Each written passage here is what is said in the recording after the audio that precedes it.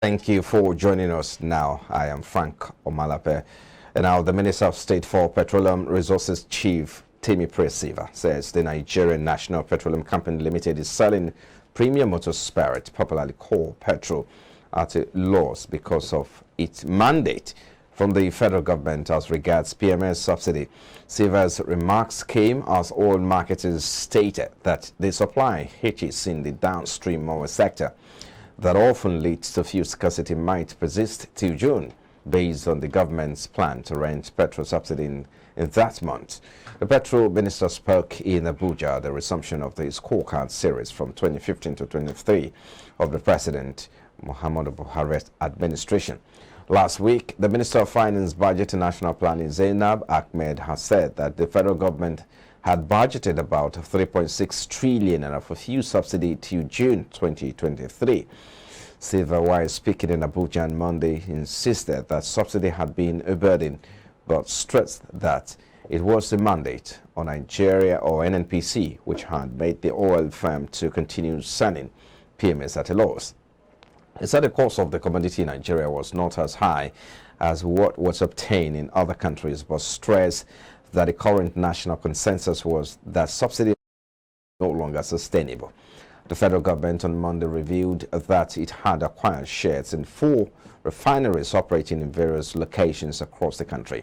It outlined the refineries to include the 650,000 barrels per day integrated Dangote refinery in Lagos and 12,000 barrels per day Ezekiel Modular Refinery in Bayelsa, 5,000 barrels per day Watersmith Modular Refinery in Imo, and 2,500 barrels per day Dupo Modular Refinery in Edo State. The government also announced that the 60,000 barrels per day component of the Port Harcourt Refinery Company in Rivers State will begin operations in the first quarter of this year, stressing that the facility had been completed.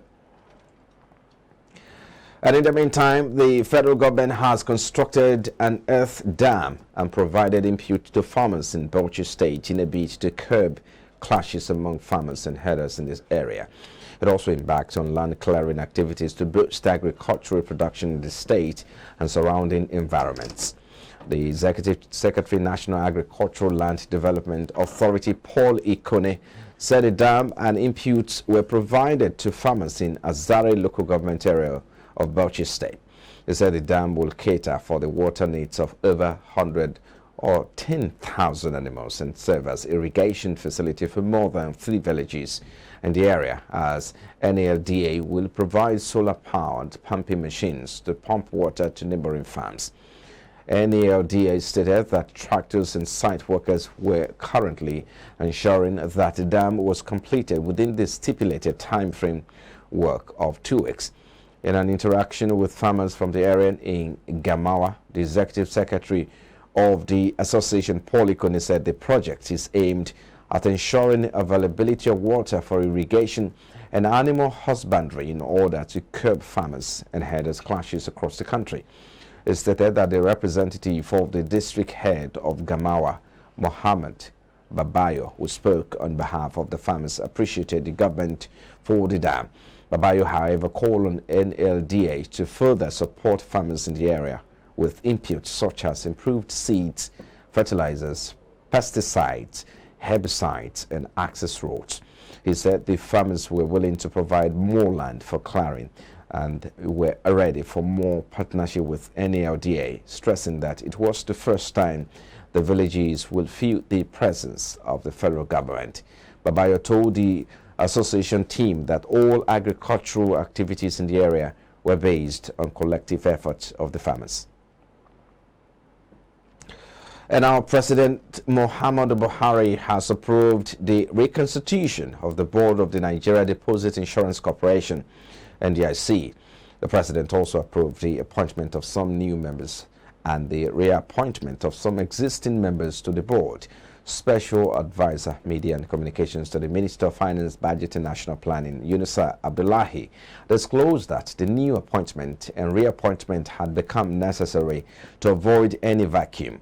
The new appointees are Dr. Abdul Karim Abdulatif, a chairman from Southwest Zone, Professor Osita Obu from Southeast Zone, Umaru Jibrin from North Central Zone, Muhammad Haruna from Northeast Zone, and Yasmin Dahatu from Northwest Zone, Simon Ogi from Southeast or South rather, and Abimbola Olashere Southwest. Those representing their institutions on the NDIC board are Director of Home Finance Muhammad Ali, Member Director Banking Supervision Department Haruna Mustafa, Member. The reappointed members are Managing Director Bello Hassan, Executive Director Operations Mustafa Ibrahim, and Executive Director Corporate Services Emili Osuji. Abdulatif, a lawyer, previously served as member Lagos State House of Assembly under Oshodi Solo Constituency 2 before he was appointed Special Advisor to the Lagos State Governor on Political and Legislative Powers, then later as Commissioner for Home Affairs, Lagos State Government. NDIC operates a 4-year semester system for its board, and the last appointment was made on December 9, 2018. In the meantime, the Executive Vice Chairman and Chief Executive National Agency for Science and Engineering Infrastructure, Mohammed Haruna, has said the federal government will establish 3 industrial parks in the country. Haruna disclosed this during a courtesy call to the commandant of the Nigerian Air Force Institute of Technology in Kaduna. According to him, about 3.25 billion had been earmarked for the first phase of the parks, which will be sited in Nnewi, Oshogbo, Osun State, and Igabi, Kaduna State. Haruna stated that the Center for Naseni Helicopter Project of Assembly and First Made in Nigeria Helicopter was being relocated to Aeronautics and E-Vehicle Development Institute in Kaduna State. He explained that the federal government of Nigeria had planned to develop industrial parks for the automotive sectors in 3 zones of the country, which are Nnewi in Anambra State, Oshogbo in Osun State, and Igabi in Kaduna State, respectively. Once fully taken up and equipped, the automotive park will be self-sustaining and a government revenue source. He noted that the project initiative was in line with the concept of federal government on Federal Ministry of Industry, Trade and Investment, which initially proposed establishing the automotive supplier industrial park in these 3 locations in the country for technology evolution and the automotive sector.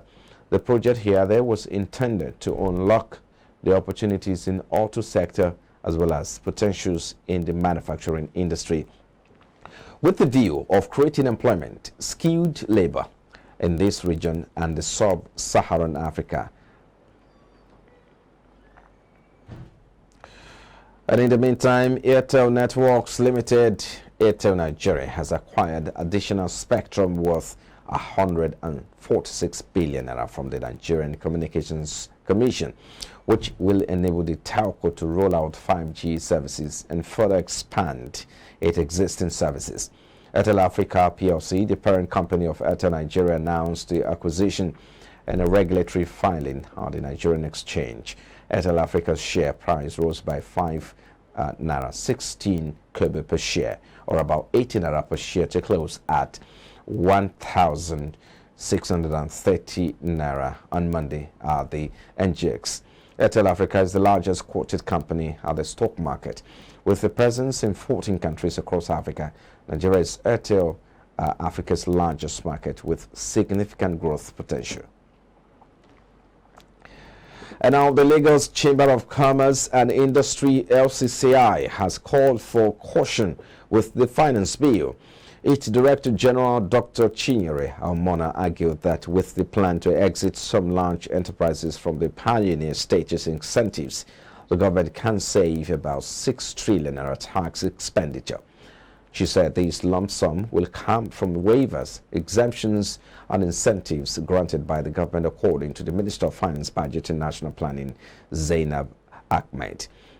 Shamsura Ahmed in her 2023 budget presentation.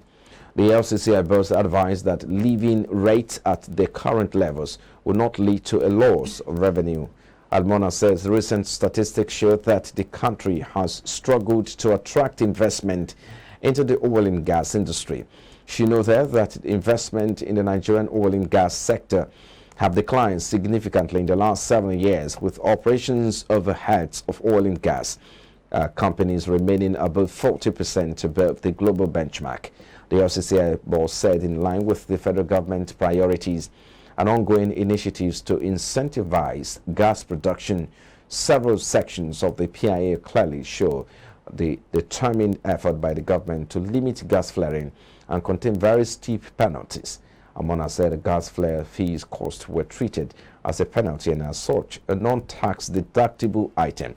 She said oil and gas companies in Nigeria have reduced flaring by 70% since 2000, while nearly doubling overall gas production and commercialized volumes in fourfolds. She lamented that the oil and sector's contribution to gross domestic product through 2022 was just around 5%, but incidentally, the sector accounts for over 85% of foreign exchange earnings and about 50% of total government revenue.